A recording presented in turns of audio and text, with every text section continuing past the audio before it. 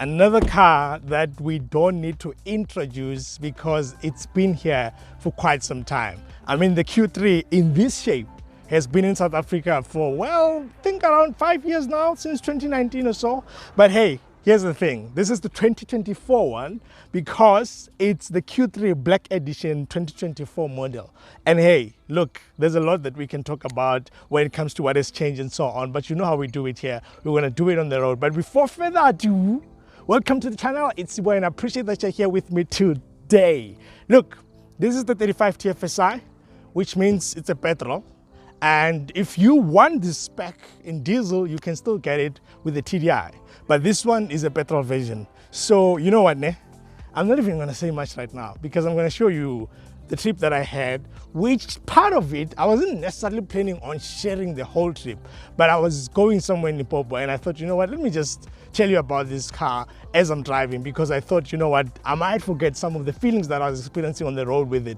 So with that said, I think let's just jump over to yesterday when I was driving it so that we can just talk about it. Let's go.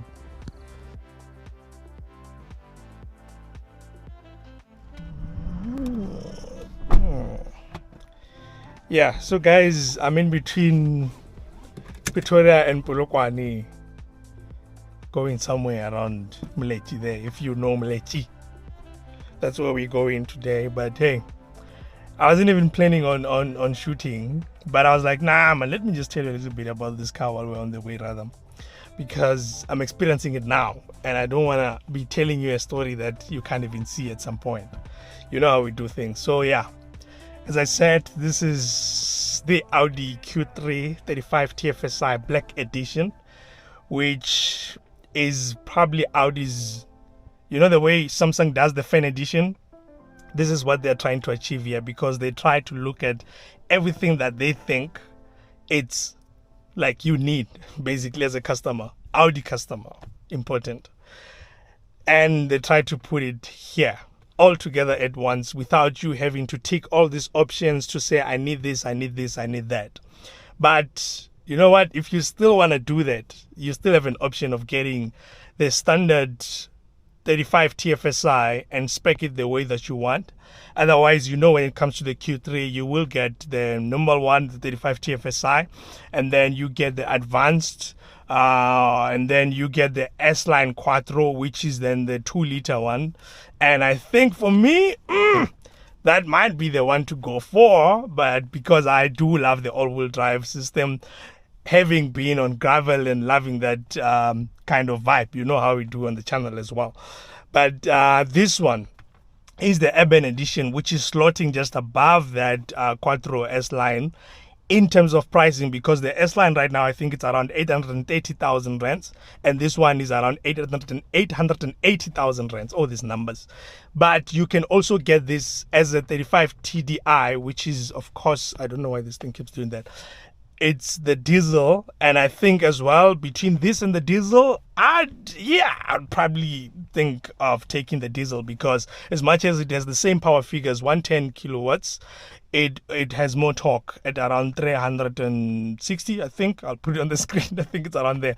But this one, I've said it countless times that when it comes to Audi, 110 kilowatts, 250 Newton meters of torque, it's something that, yeah, you'll get in the Audis, you'll get in the VWs as well, this engine. And I think for me, it's probably one of the best 1.4s. But I do have some reservations, especially, let's start it now, especially when it comes to the performance in the Q3 specifically.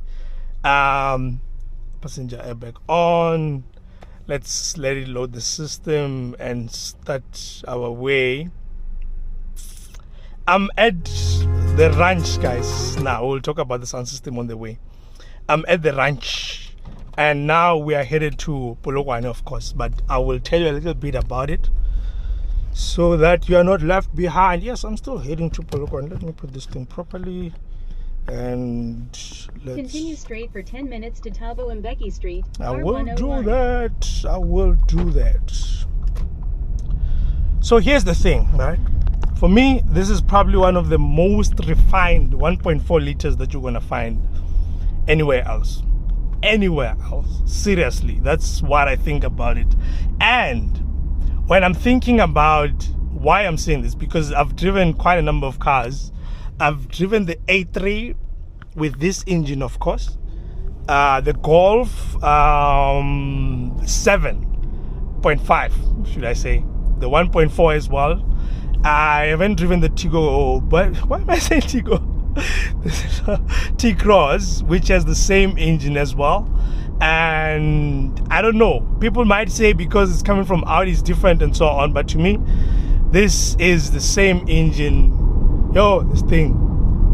This is the same engine that you'll find in those cars, same power figures as well. So, okay, now, on the way like this, right, when you're already moving, I don't really have issues with it, especially now in the Q3. I don't have issues because it's smooth, man. It's buttery smooth. I can tell you that when it's already on the move. One thing that you'll experience is that when you're picking up, when you're trying to pick up like every day, using it and so on, this lag gets to you in some way or the other. I didn't experience much of it in the Q2, but in here I can feel it. I don't know if it's because I'm expecting it to be a little bit heavier than the Q2, or because I did have like more people, mostly when I was driving it. Now you find that maybe I'm traveling with my wife, the kids and so on, and I can feel that, you know what, sometimes it's like I need to force it to actually punch a bit, but once it's already on the move, it doesn't complain much. But that's something that you'll also realize when you have a full house, that it's not necessarily the most powerful engine out there, and you start to feel the drawbacks when it comes to it when it's already on the move and you have a full house. But because now it's just the two of us in the car, I'm with Uncle in the car, it's not, you don't really feel the heaviness of it. One thing for sure that I think it needs, it's definitely maybe a 7th gear, because I see right now I'm doing like 125 and it's already at 2,500 RPM. I think it's a little bit too high, especially from refinement perspective, because this is probably one of the most refined 1.4 engines that you're going to find in the market. I mean, it's well tested. It's been around for quite some time, and I can't really complain much about it. As well, together with this 6-speed dual clutch, I can't really complain about that. Again, it's actually like the marriage, I can't complain much about them. Even with this RPM thing that I'm talking about, you can hear right now that actually it doesn't make a lot of noise. There's a bit of wind noise that is coming in because we are on the highway, but it doesn't make a lot of engine noise. And that's something that I think I appreciate, because the insulation in here, they've done a great job with that insulation. Yes, when you're hitting the hard bumps, you can feel that this suspension is a little bit stiff, because when you get the Black Edition, you get it like with the sport suspension. And one thing that I trick it with is that when I get to the drive select here, I put it on auto instead of comfort. I feel like, I don't know, maybe it's in my mind, but when it's on comfort, it feels like it's a little bit firm compared to when it's on auto. I don't know why is that. And my understanding is that the damping and everything else in the suspension is not that much, because when it comes to drive select here, mostly it's impacting your throttle response and also the transmission in terms of how long it's holding the gears and so on, because these are not made to be like performance cars. This is not a performance car in any way. Yes, the drive select here, you will find that you do have off-road, comfort, auto, dynamic, which is more of like sporty kind of feeling and so on, but I promise you, you don't really need it when you're already on the way like this. So I just put it on auto so that it can respond well to this. And that is something that I think I've also experienced in Kia.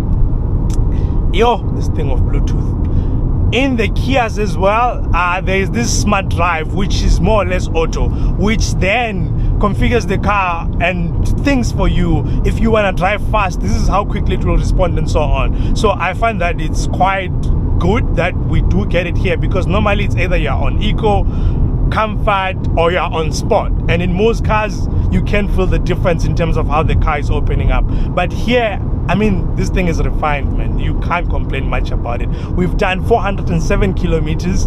I think 150 of those, it was urban drive, and I was doing a lot of ups and downs and so on. But this thing, look at it now. It hasn't even hit half tank. It hasn't even hit half tank, and that's the thing that for me, it impresses me a lot, because I think I can easily do 800 kilometers in here. Despite this thing being a petrol engine, it's still saying now what it says 340, but I think if I drive 120 and so on, it can do more than this 340. The refinement that you're getting in the Audi engines, VW engines, you can never beat it. And that's something that I think, because we complain more about how these cars are expensive and so on, but you can't fault their engines. Yes, there are cars right now that you can get that are much more powerful, but I don't think they will return the figures as this can return. I was talking right now about the Kia as well. I think this car, if I was to think what is it that might challenge it right now, I'll definitely think about the Sportage, because I said this car costs around 880, and with Kia Sportage at around 880, I'm definitely gonna be able to afford the GT line, the top spec, which is amazing looking. Interior wise, I think for me, if I was to think of a car, speed zone ahead. Okay, sis. So if I was to think of a car that I need that is a little bit luxurious, it keeps coming into my mind that I can't ignore that car. But we'll talk more about that. Let's just focus on this car for now. Entering average speed zone. Okay, I'm driving 120, I promise. So when it comes to this car, right, the reason I said it's a fan edition, because when you look at it from outside, they've done a great job. This thing looks good. Look, they managed to understand what is it that we need. Whether you love Audi or not, but you can agree that when you're looking at the other variants, you can see that you still need to add a lot more, especially the standard one, the 35 TFSI. You still need to add a lot more to actually make it look nice. So looking at this as well, now the black accents that they've added here, this 20 multi-spoke 19-inch rims, they look amazing as well. I think this car overall, the proportions and everything else, it actually looks very good from outside. And if I was to think between this and the coupe one, which one would I actually prefer? Nah, I'd take this over the Sportback. That's because normally I do prefer the boxy shapes and so on, so I can't really say that Sportback is great looking. Yeah, for me, this is the one to go for. But looking at it from outside as well, you'll see that it has black accents, the black mirrors as well, the mirror caps in front. Look at that. The whole grille is blacked out together with the Audi badging. You'll see it's the same as at the back as well. This roof racks, whatever you want to call it, I'm even forgetting it now. It's actually black outside. So the accents that normally you'll find chromish and plasticky outside, they managed to put this chrome black where it's necessary. Even at the rear, in terms of the bumper down there, it's actually blacked out as well. And the way that plastic looks, I don't think it's that one that's easily, fades out and suddenly you have to polish it all the time. I like that they've done that as well from the rear as well. Again, looking at this car from outside, I can't really complain much about it. Coming inside, you will see as well that you get everything dark. This thing is darkened out. Yes, there are silver bits that you're seeing here, even on the steering wheel as well. Average speed zone. Marawena, you're confusing me, guys. This thing keeps saying the Bluetooth pairing, like it's a lot of them, and yeah, it doesn't want to connect. That's why it keeps changing here. It's not the car, it's because I just connected my phone and so on. So back to inside, guys. The interior of this car is, I can't complain much about it. And one thing that I appreciate about Audi is the fact that it doesn't age that much. Yes, you can come in here. 5 kilometers. Well, use the left lane to stay to the left to Tabo and Becky Street. R101. Off. Thank you, sis. So I was about to say that yes, you can come in here and start saying, but it looks like a VW and so on and so on. But it looks like the current gen VWs. And this thing has been here since I think 2019 or so, the Q3. And when you're looking at it from outside, looking at those DRLs, looking at it from the back as well, the way they design those LEDs, you know, Audi, when it comes to lighting, they don't play. I think probably they're leading when it comes to this. A lot of people, they're following Audi because of how Audi's doing it. We have to admit that they started this game when it comes to lights, at least in my view, if I remember very well. So coming back to inside as well, they've done a great job in actually making an interior that doesn't age easily, because when I'm looking at it now, this screen, the way it's sweeping all the way, like the way it's facing the driver and so on, this is the current design language, and this thing is 5 years old, guys. It's 5 years old. This screen here, I've seen newer cars that do not have screens that are as clear as this Audi it is. So I think from that perspective, I can't complain much about it. They've done a great job actually in just getting this car to be what it is, how it looks. I think from my side, I still prefer some of these designs, especially when it comes to this, because this design language doesn't have a lot of touch, like sensitive buttons on the steering wheel and so on. You still get like the actual physical buttons to actually change whatever that you want to do on the screen, on this screen as well in front of us. So I think they nailed it for long term. And one thing I like about Audi is the evolution in terms of their models. Even the next models, when they come, you don't feel like, I need to change it immediately. Because if you look at the previous models before this ones as well, except the Q3, unfortunately the previous Q3, I do have a problem with that interior. Even how it looks, I still don't prefer how it looks as well. Why are you coming in when a money truck? So guys, we're just going into Polokwane now. Told you that I wasn't far from Polokwane, so yeah, this is going into Polokwane. If you wanna see a video where I was driving all the way from Pretoria to Polokwane, of course you can check that Mercedes one. Coming back to the interior, you'll see that it's darkened out. The roof lining is dark as well. It has a panoramic sunroof. It comes standard as well. One thing that I love about it is that there's a lot that they thought of, and when I think about it overall, what they put in here, it's definitely what I think I would need as a person who, if was to plan right now to say I want a car, I can look at a Q3. This is exactly what I would need. Look at the seats, the Alcantara, like the leatherish. I don't remember if this one was the actual leather or not, but the way it looks, the way it feels sporty, it hugs you enough, and at the same time it's not too soft. It's a little bit firm because this is like sportish kind of a vehicle. I can't even complain about that. Then you know for sure when I travel long distance, this under thigh support, it's one of the things that I always talk about. Then you will see as well that for this one, you get the electric adjustments on the driver's side and also on the passenger side. These are the simple things that I think they carefully thought of to say, you're going to need this stuff, and because you need this stuff, I'm making sure that I'm putting this stuff here, putting it as a package, the same way that you will get in cars like your Havals, the Chinese. You know, the more you go high to move from premium, ultra lux, city, whatever that may be, when you're going up, you know that you're going to get more specs. I think this method works for marketing purposes, because at the same time you understand that I'm gonna get an Audi, it's 890, I have all that I need. I think the only thing that you need to pay for on this spec as it is today is the paint, and I think it's like less than 3,000 rands. So they've done a great job. They managed to do a great job understanding the competition and also tapping into the psychology of what the customer thinks about, because sometimes the more I add things, you know, when I see it on paper starting at around 700, like the normal one, 700 something thousand, then I have to add the stuff, the more stuff and more stuff. I feel like I started lower and I'm coming high. But if I just say I'm gonna pay 800 and something and that's it, I mean, it does work psychologically, believe me. And I think that's why Q3 is Audi's third best-selling car currently, I think. A3 is number 1, Q2 is number 2. You guys love the Q2 as well. And then this one comes in at number 3.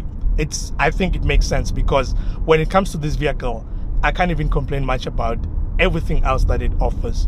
I think I need to stop here to check my navigator, because hey, I don't want to get lost. Guys, and if I'm going to Malechi, I need to see where I am going. So guys, yeah, I am now headed out to Mlech. I changed now. I'm using Google Maps now. So okay, let's look at the road. Okay, let me get back in. Okay, so yeah, guys, as I was saying, I think I lost my chain of thought. I really did, guys. I really did. This disturbed me. But look, I was still talking about the fan edition part of this car, because it is really a fan edition in how it is, and I think they've done a great job. Even when I think practicality wise, I think the Q3. I don't want to focus more on that aspect of it, because I believe that a lot of you guys know the Q3 and what it offers as well. But one thing, the space, I think it's enough. In the boot as well, you will find that you get like around 530 liters, I think, and I can't complain much, because I can still put a stroller and at the same time be able to put other stuff, which is something that I can achieve in the Haval H2. Once you put that baby stroller, boo, you're out. Right now you get the baby seat as well. You don't get cramps in any way, because this thing has sufficient space even in the cabin as well. Practicality wise, it's still a Q3. The difference, of course, is the stuff that I mentioned, because this is a new one, but it doesn't, I mean, as much as I mentioned those options that you don't have to add, there's something that of course you need to add. I think the most expensive options that you need to consider is the trailer hitch. Of course, that thing is an accessory in a way, depending on whether you need to add that. I think it's over 11,000 actually. But the most important option is the sound system. You can get the Sonos 15 speaker sound system when you get this car. And hey, I'm sure that you know for sure that that option, I will always take it. I think it's 9,000 something, almost 10,000 to actually get that option. This one that we are in right now, it comes standard with the 9VD sound system, which is not the best, but it's okay because it's a 10 speaker sound system that also has a subwoofer at the back. Let me play it for you. Play. Oh, let's play. What's wrong now? Let me play it for you so that you can hear what is it all about.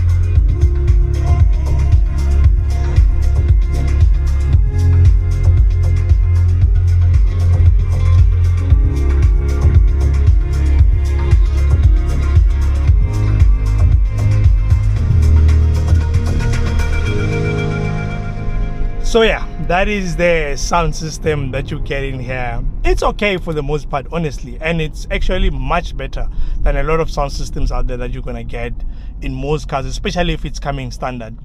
But one thing that we can't ignore, of course, is that price tag of 880,000 rand, especially for a car of this size. I mean, back then, 5 years ago, there was sufficient grounds to argue for it in any way.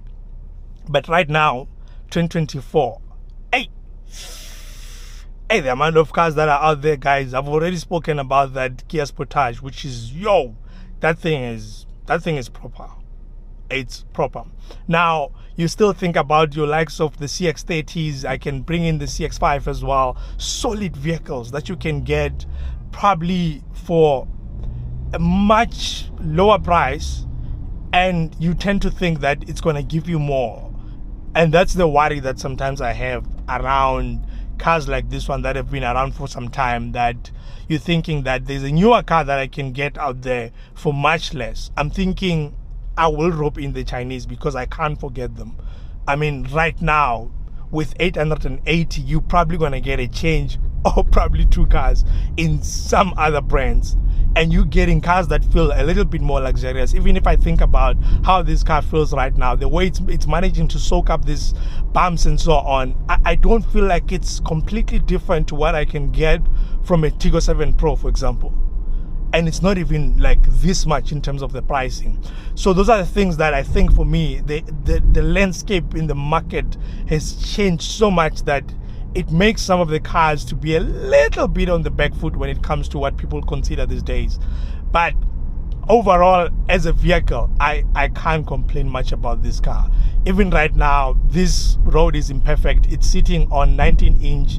That is like 50 aspect ratio. You can consider that a bit of a low profile tire, but it manages to soak the bumps well. I can't even complain much about how this car drives, how it feels as well. It's just those little things that I feel on the engine, especially when I'm driving slow like this and the aircon is on sometimes. I don't know if it's this unit, but I feel like it's not feeding the power immediately. Those are the things that maybe I can complain about. But overall, this vehicle, it manages everything so well that the only thing that I think I can really complain about is the pricing, especially considering what kind of competition is out there right now. Because guys, we can't lie, the Chinese have really come in strong. I mean, we have Chery brand that is bringing everything that they have, from Jetua, Jaigu, we're talking the Chery itself, Omoda. And those cars, you start asking yourself, immediately you get into cars like this, that what more am I getting? What more am I getting? Because now they even have these 2-liter engines that are punchy, that are performance-wise, you can, I mean, the 86 GT at around 700,000 rands. You're thinking about those kind of things when you're making decisions to buy. And you start leaning towards, you know what, when I grew up, I was looking for an Audi.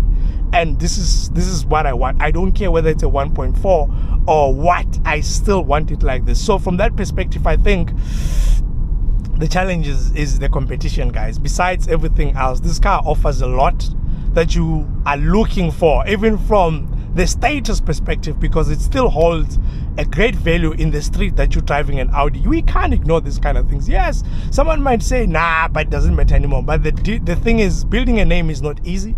And that's something that I think the Germans are still holding on to. But I'm not going to lie and say that is the only thing that you will consider. Yes, the sentiment is still strong out there. But hey, there's a lot of other things that people consider when they're buying cars, especially in this day and age in 2024. And I think that's probably the biggest challenge that this car faces. But otherwise, Audi has done a great job, and well done on packaging this, giving it to us like this. I mean, including the panoramic sunroof in South Africa. You know very well that you can't not include a panoramic sunroof no matter what you do. It makes me understand that they understand the market as well. But hey, look, if you need a diesel, it's going to cost you a little bit more. And one thing that I like about Audi as well is that at the end, if you pick it up, you get a 5-year maintenance plan, I think up to 100,000 kilometers. The only worry that I have is that warranty that is like a year, I think. And yeah, it's unlimited kilometers, I understand, but a year, I mean, you trust these cars, they are well tested, they've been around for some time. Why only a year? I don't know why. But hey, what a package, what a beautiful car this is. And I have to say, I can't really complain much about it as a car. Without looking at the competition, there's really nothing much to complain about. It manages a lot so well. It's a good daily driver.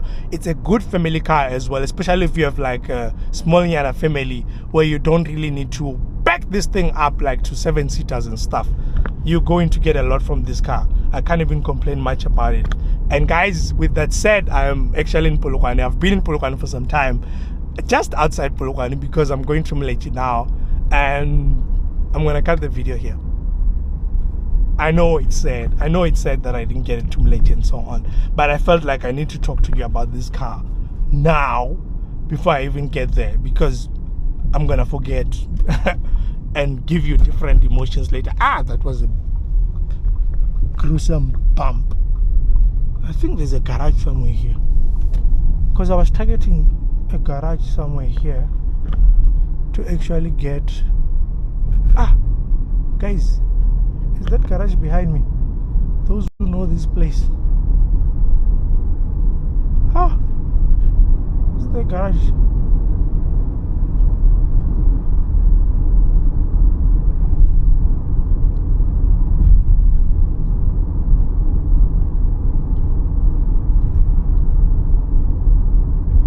Hi guys, I'm gonna cut the video here, and I think it's here. Yes, here's a Sasol. Thank God. Guys, when I stop here at Sasol, it's gonna be it from me, and from me to you. I really appreciate that you are here with me today, and I am out. Let me park there. Thank you so much.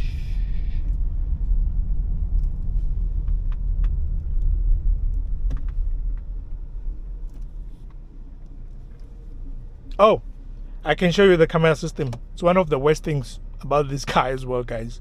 Look at that. Audi needs to fix this. And as well, you don't get the 360-degree camera, because I told you that they were sacrificing on the stuff that they think you don't need.